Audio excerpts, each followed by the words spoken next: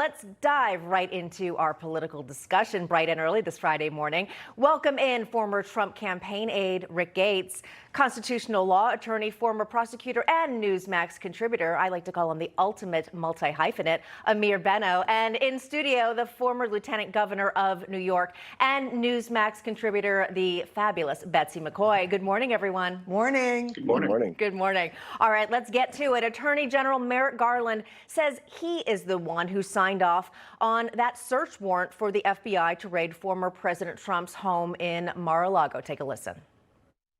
I personally approved the decision to seek a search warrant in this matter. Second, the department does not take such a decision lightly. Where possible, it is standard practice to seek less intrusive means as an alternative to a search. All right, Ameer, we're going to go to you first because you are our legal expert this morning. What does this mean moving forward? And we're hearing that the warrant could be released as soon as today. Yep. We hopefully will get some information. They're going to release the warrant, which is a license to search Mar-a-Lago, and what's known as the return, which is a list of the property that was taken.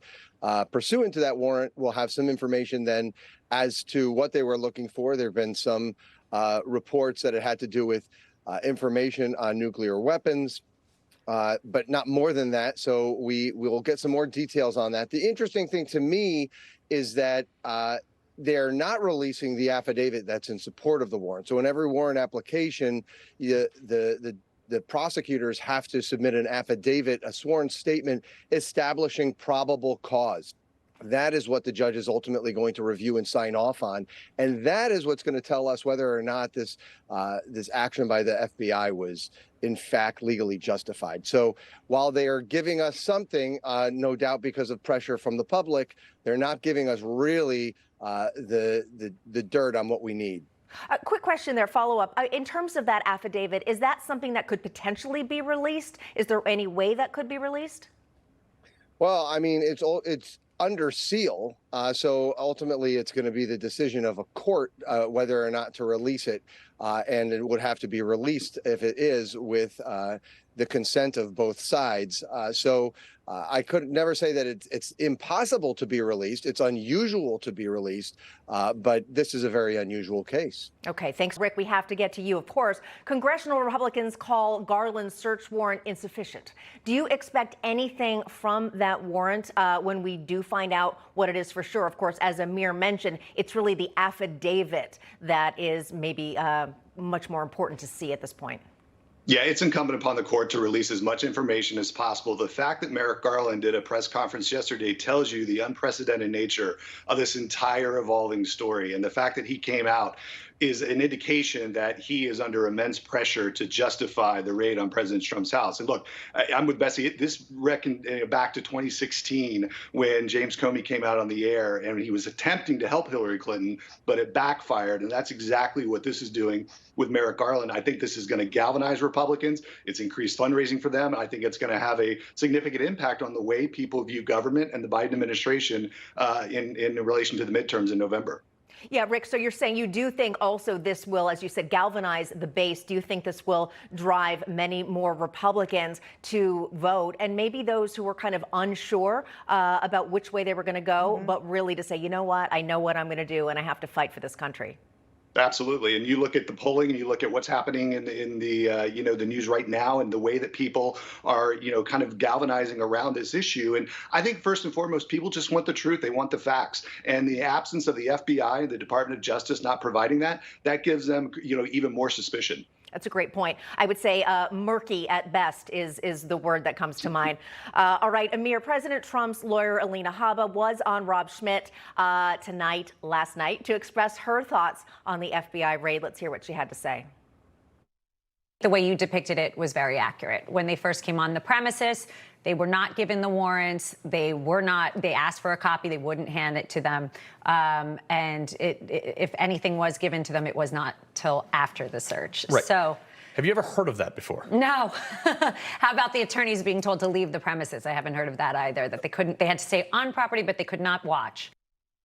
Yeah, Ameer, a couple things here, because Garland was saying that, oh, no, there was, in fact, a copy of that search warrant given to Trump's lawyers and to the former president. So they knew about it. And then Trump's lawyers are saying, we never saw it. But at the same time, the lawyers were not allowed to be there. How unusual is this?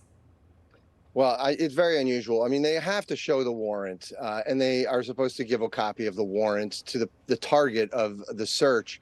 In all honesty, it happens frequently where the target doesn't receive a copy of the warrant.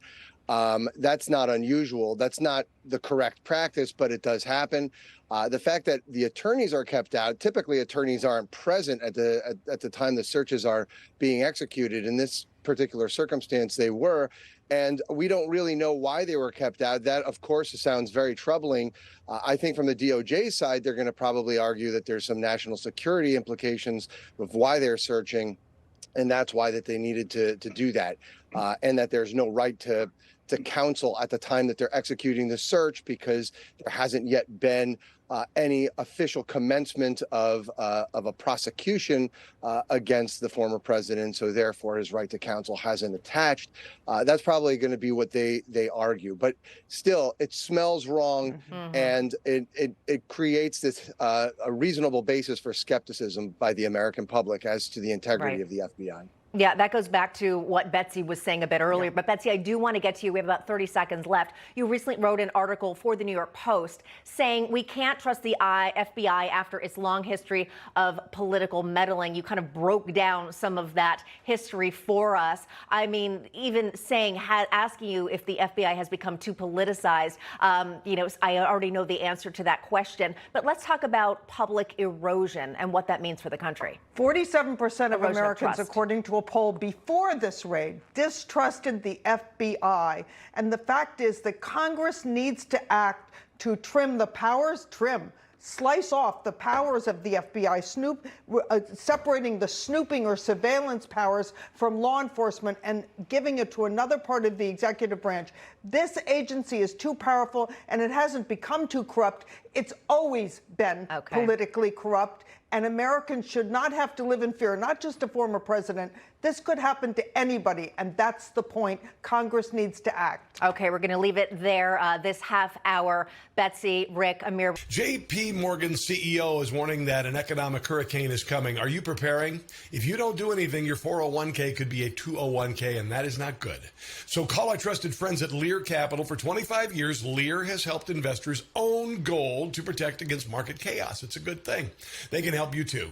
Get your information and up to $15,000 in bonus IRA gold. Just call this number, 800-880-4300. That's 800-880-4300.